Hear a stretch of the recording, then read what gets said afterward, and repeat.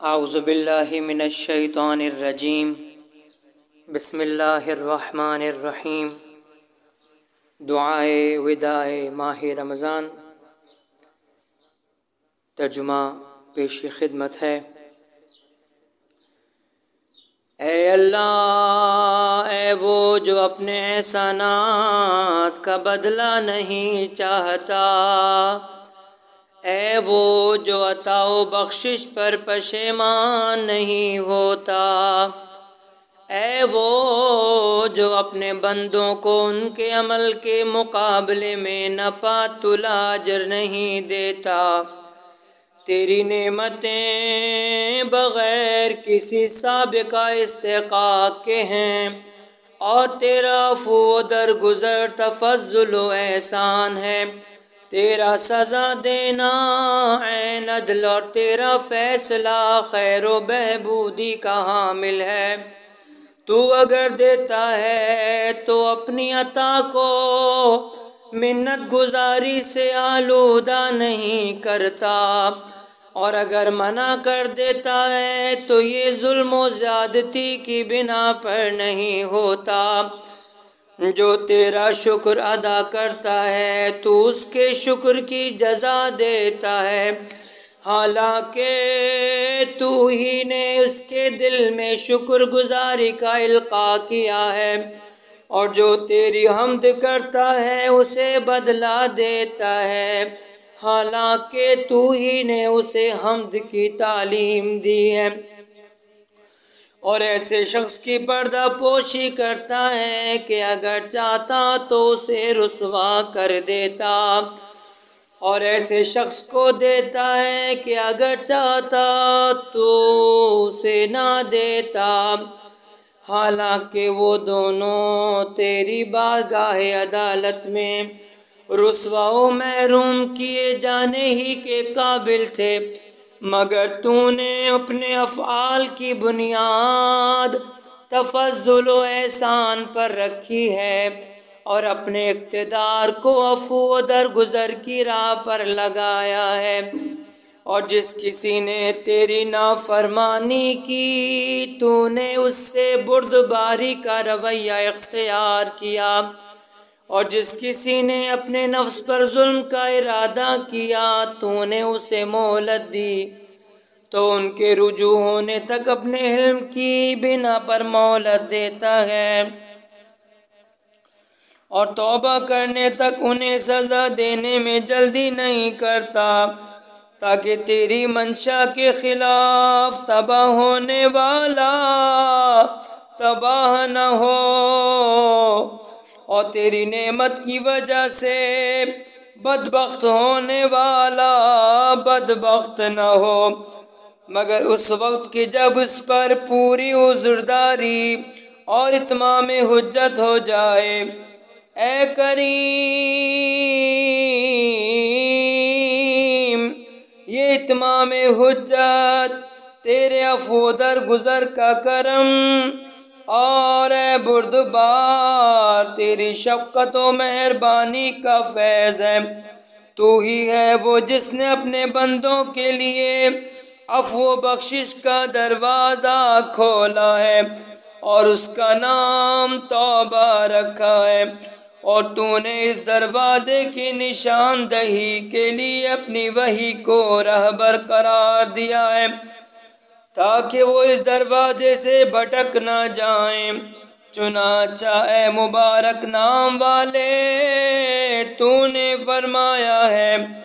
کہ خدا کی بارگاہ میں سچے دل سے توبہ کرو، امید ہے کہ تمہارا پروردگار تمہارے گناہوں کو محو کر دے، اور تمہیں اس بہشت میں داخل کرے جس کے محلات و باغات کے نیچے نہریں بہتی ہیں۔ اس دن جب خدا اپنے رسول صلی اللہ علیہ وآلہ وسلم اور ان لوگوں کو جو اس پر ایمان لائے ہیں رسوا نہیں کرے گا، بلکہ ان کا نور ان کے آگے آگے اور ان کی دائیں جانب چلتا ہوگا، اور وہ لوگ یہ کہتے ہوں گے کہ اے ہمارے پروردگار، ہمارے لیے ہمارے نور کو کامل فرما اور ہمیں بخش دے، اس لیے کہ تو ہر چیز پر قادر ہے۔ تو اب جو اس گھر میں داخل ہونے سے غفلت کرے جبکہ دروازہ کھولا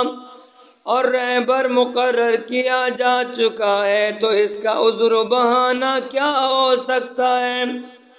تو وہ ہے جس نے اپنے بندوں کے لیے لین دین میں اونچے نرخوں کا ذمہ لے لیا ہے، اور یہ چاہا ہے کہ وہ جو سودا تجھ سے کریں اس میں انہیں نفع ہو اور تیری طرف بڑھنے اور زیادہ حاصل کرنے میں کامیاب ہوں۔ چنانچہ تو نے کہ جو مبارک نام والا اور بلند مقام والا ہے فرمایا ہے، جو میرے پاس نیکی لے کر آئے گا اسے اس کا 10 گنا اجر ملے گا،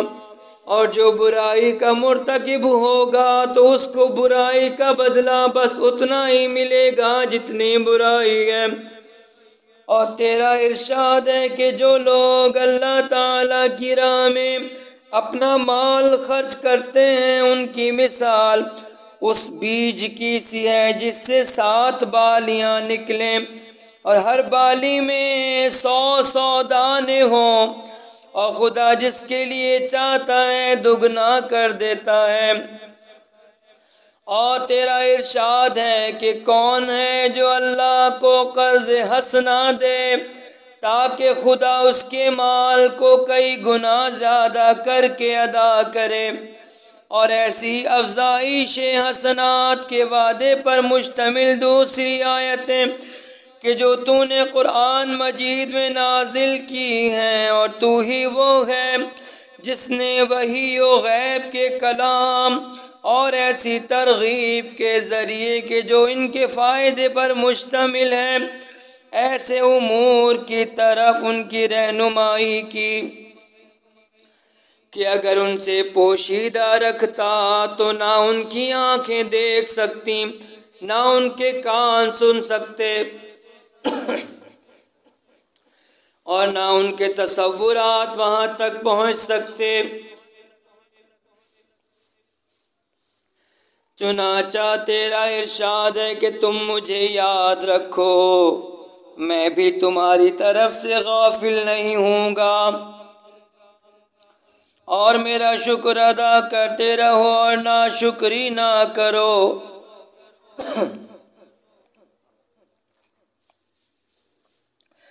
اور تیرا ارشاد ہے کہ اگر میرا شکر کرو گے تو میں یقیناً تمہیں زیادہ دوں گا، اور اگر ناشکری کی تو یاد رکھو کہ میرا عذاب سخت عذاب ہے۔ اور تیرا ارشاد ہے کہ مجھ سے دعا مانگو تو میں قبول کروں گا۔ وہ لوگ جو غرور کی بنا پر میری عبادت سے منہ موڑ لیتے ہیں وہ عنقریب ذلیل ہو کر جہنم میں داخل ہوں گے۔ چنانچہ تو نے دعا کا نام عبادت رکھا اور اس کے ترک کو غرور سے تعبیر کیا، اور اس کے ترک پر جہنم میں ذلیل ہو کر داخل ہونے سے ڈرایا، اس لیے کہ انہوں نے تیری نعمتوں کی وجہ سے تجھے یاد کیا، تیرے فضل و کرم کی بنا پر تیرا شکریہ ادا کیا، اور تیرے حکم سے تجھے پکارا، اور نعمتوں میں طلب افزائش کے لیے تیری راہ میں صدقہ دیا، اور تیری یہ رہنمائی ان کے لیے تیرے غضب سے بچاؤ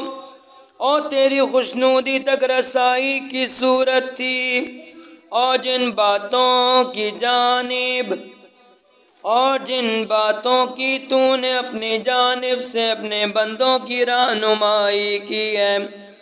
اگر کوئی مخلوق اپنی طرف سے دوسرے مخلوق کی ایسی چیزوں کی طرف رہنمائی کرتا تو وہ قابل تحسین ہوتا، تو پھر تیرے ہی لیے حمد و ستائش ہے۔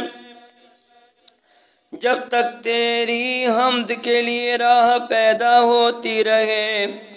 اور جب تک حمد کے وہ الفاظ جن سے تیری تحمید کی جا سکے اور حمد کے وہ معنی جو تیری حمد کی طرف پلٹ سکیں باقی رہیں، اے وہ جو اپنے فضل و احسان سے بندوں کی حمد کا سزاوار ہوا ہے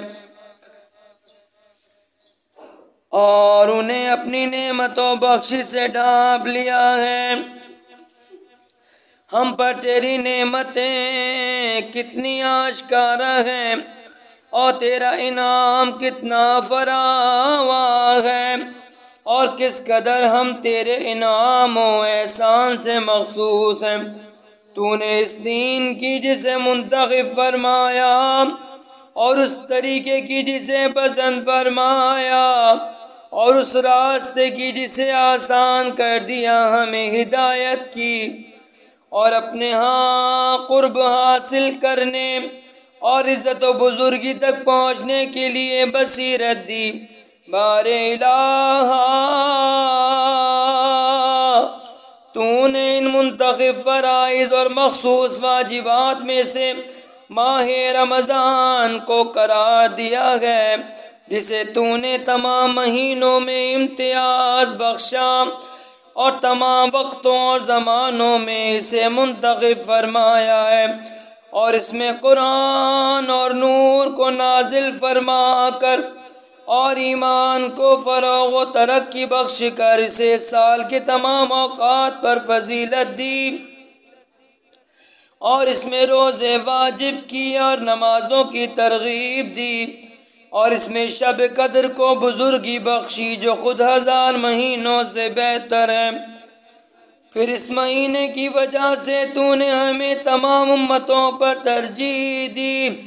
اور دوسری امتوں کے بجائے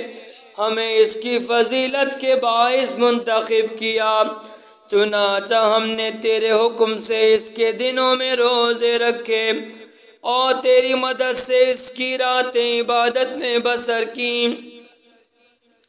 اس حالت میں کہ ہم اس روزے نماز کے ذریعے تیری اس رحمت کے خواستگار تھے جس کا دامن تو نے ہمارے لیے پھیلایا ہے، اور اسے تیرے اجر و ثواب کا وسیلہ قرار دیا، اور تو اس ہر چیز کے عطا کرنے پر قادر ہے جس کی تجھ سے خواہش کی جائے، اور ہر اس چیز کا بخشنے والا ہے جس کا تیرے فضل سے سوال کیا جائے۔ تو ہر اس شخص سے قریب ہے جو تجھ سے قرب حاصل کرنا چاہے۔ اس مہینے نے ہمارے درمیان قابل ستائش دن گزارے اور اچھی طرح حق کے رفاقت ادا کیا اور دنیا جہان کے بہترین فائدوں سے ہمیں مالا مال کیا۔ پھر جب اس کا زمانہ ختم ہو گیا، مدت بیت گئی اور گنتی تمام ہو گئی، تو وہ ہم سے جدا ہو گیا۔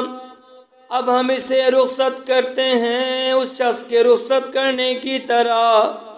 جس کی جدائی ہم پر شاق ہو اور جس کا جانا ہمارے لیے غم افزا اور وحشت انگیز ہو، اور جس کے عہد و پیمان کی نگہداشت عزت و حرمت کا پاس اور اس کے واجب الادا حق سے سبکدوشی ازبز ضروری ہو۔ اس لیے ہم کہتے ہیں، اے اللہ کے بزرگ ترین مہینے، تجھ پر سلام، اے دوستان خدا کی عید، تجھ پر سلام، اے اوقات میں بہترین رفیق اور دن اور ساعتوں میں بہترین مہینے تجھ پر سلام۔ اے وہ مہینے جس میں امیدیں برآتی ہیں اور اعمال کی فراوانی ہوتی ہے، تجھ پر سلام۔ اے وہ ہم نشین کہ جو موجود ہو تو اس کی بڑی قدر و منزلت ہوتی ہے اور نہ ہونے پر بڑا دکھ ہوتا ہے۔ اور ہے وہ سرچشمہ امید و رجا جس کی جدائی الم انگیز ہے، تجھ پر سلام۔ اے وہ ہمدم جو انس و دل بستگی کا سامان لیے ہوئے آیا، تو شادمانی کا سبب ہوا اور واپس گیا تو وحشت بڑھا کر غمگین بنا گیا، تجھ پر سلام۔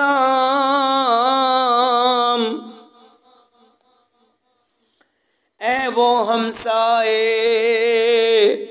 جس کی ہمسائیگی میں دل نرم اور گناہ کم ہو گئے،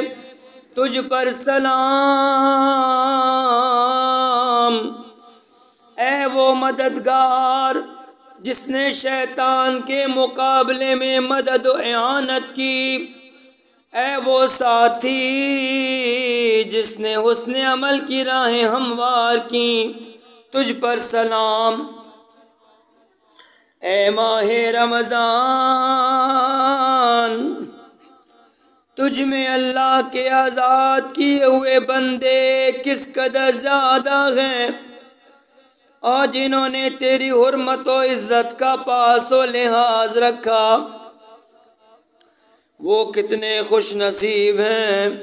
تجھ پر سلام۔ تو کس قدر گناہوں کو محو کرنے والا اور قسم قسم کے عیبوں کو چھپانے والا ہے، تجھ پر سلام۔ تو گناہگاروں کے لیے کتنا طویل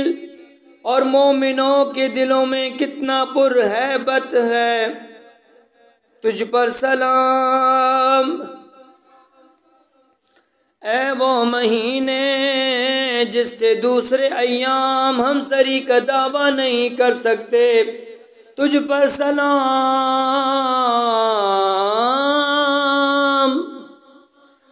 اے وہ مہینے جو ہر امر سے سلامتی کا باعث ہے، تجھ پر سلام۔ اے وہ جس کی ہم نشینی بار خاطر اور معاشرت ناگوار نہیں، تجھ پر سلام۔ جبکہ تو برکتوں کے ساتھ ہمارے پاس آیا اور گناہوں کی آلودگیوں کو دھو دیا، تجھ پر سلام۔ اے وہ جسے دل تنگی کی وجہ سے رخصت نہیں کیا گیا اور ناخستگی کی وجہ سے اس کے روزے چھوڑے گئے، تجھ پر سلام۔ اے وہ کہ جس کے آنے کی پہلے سے خواہش تھی اور جس کے ختم ہونے سے قبل ہی دل رنجیدہ ہیں، تجھ پر سلام۔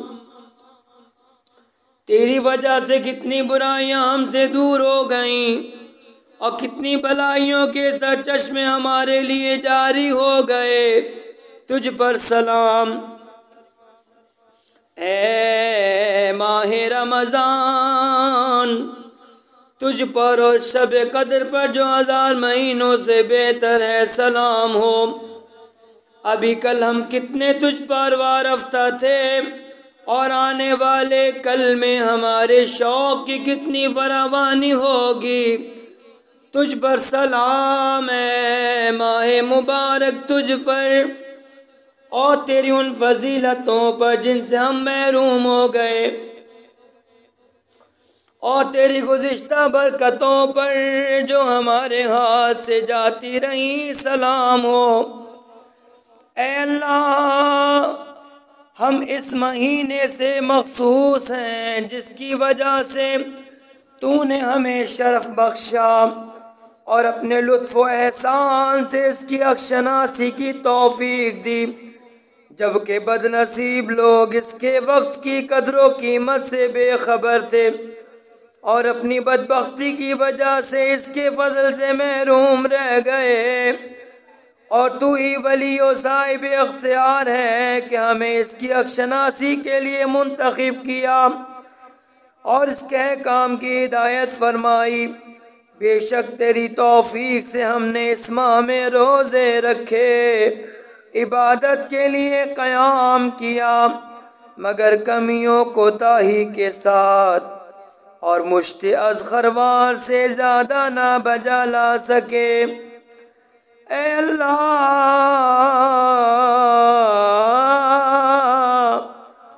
ہم اپنی بدعمالی کا اقرار اور سہل انگاری کا اعتراف کرتے ہوئے تیری حمد کرتے ہیں، اور اب تیرے لیے کچھ ہے تو وہ ہمارے دلوں کی واقعی شرمساری اور ہماری زبانوں کی سچی معذرت ہے، لہذا اس کمیوں کوتاہی کے باوجود جو ہم سے ہوئی ہیں ہمیں ایسا اجر عطا کر کے تو کہ ہم اس کے ذریعے دلخواہ فضیلت و سعادت کو پا سکیں اور طرح طرح کے اجر و ثواب کے ذخیرے جن کے ہم آرزومند تھے اس کے عوض حاصل کر سکیں، اور ہم نے تیرے حق میں جو کمیوں کوتاہی کی ہے اس میں ہمارے عذر کو قبول فرما اور ہماری عمر آئندہ کا رشتہ آنے والے ماہ رمضان سے جوڑ دے، اور جب اس تک پہنچا دے تو جو عبادت تیرے شایان نشان ہو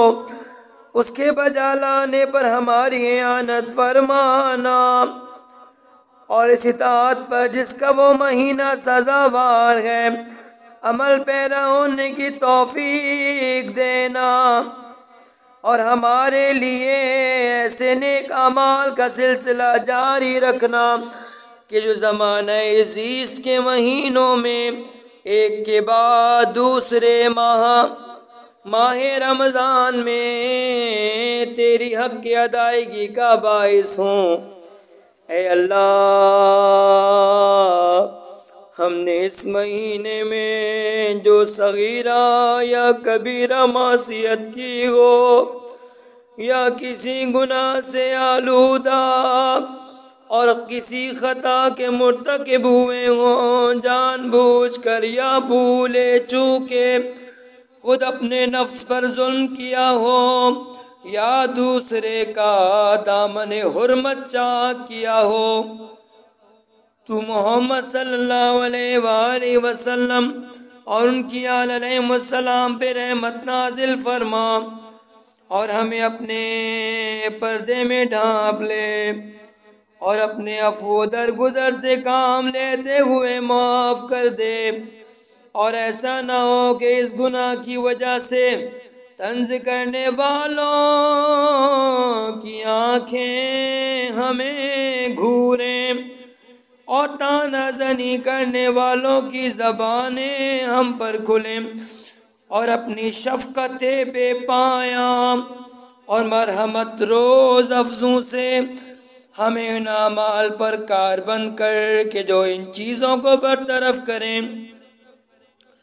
اور ان باتوں کی تلافی کرے جنہیں تو اس ماہ میں ہمارے لیے ناپسند کرتا ہے۔ اے اللہ، محمد صلی اللہ علیہ وآلہ وسلم اور ان کی آل علیہ السلام پر رحمت نازل فرما، اور اس مہینے کے رخصت ہونے سے جو قلق ہمیں ہوا ہے اس کا چارہ کر، اور عید اور روزہ چھوڑنے کے دن کو ہمارے لیے مبارک قرار دے اور اسے ہمارے گزرے ہوئے دنوں میں بہترین دن قرار دے، جو عفو درگزر کو سمیٹنے والا اور گناہوں کو محو کرنے والا ہو، اور تو ہمارے ظاہر و پوشیدہ گناہوں کو بخش دے، بار الہ اس مہینے کے الگ ہونے کے ساتھ تو ہمیں گناہوں سے الگ کر دے، اور اس کے نکلنے کے ساتھ تو ہمیں برائیوں سے نکال لے، اور اس مہینے کی بدولت اس کو آباد کرنے والوں میں ہمیں سب سے بڑھ کر خوشبخت، بانصیب اور بہرمند قرار دے۔ اے اللہ، جس کسی نے جیسا چاہیے اس مہینے کا پاس و لحاظ کیا ہو اور کما حق اس کا احترام ملحوظ رکھا ہو اور اس کے احکام پر پوری طرح عمل پیرا رہا ہو، اور گناہوں سے جس طرح بچنا چاہیے اس طرح بچا ہو، بنیاد تقرب ایسا عمل خیر بجا لایا ہو جس نے تیری خوشنودی اس کے لیے ضروری قرار دی ہو، اور تیری رحمت کو اس کی طرف متوجہ کر دیا ہو، تو جو اسے بخشے ویسا ہی ہمیں بھی اپنی دولت بے پایا میں سے بخش، اور اپنے فضل و کرم سے اس سے بھی کئی گنا زائد عطا کر، اس لیے کہ تیرے فضل کے سوتے خشک نہیں ہوتے اور تیرے خزانے کم ہونے میں نہیں آتے بلکہ بڑھتے ہی جاتے ہیں، اور نہ تیرے احسانات کی کانیں فنا ہوتی ہیں، اور تیری بخشش و عطا تو ہر لحاظ سے خوشگوار بخشش و عطا ہے۔ اے اللہ،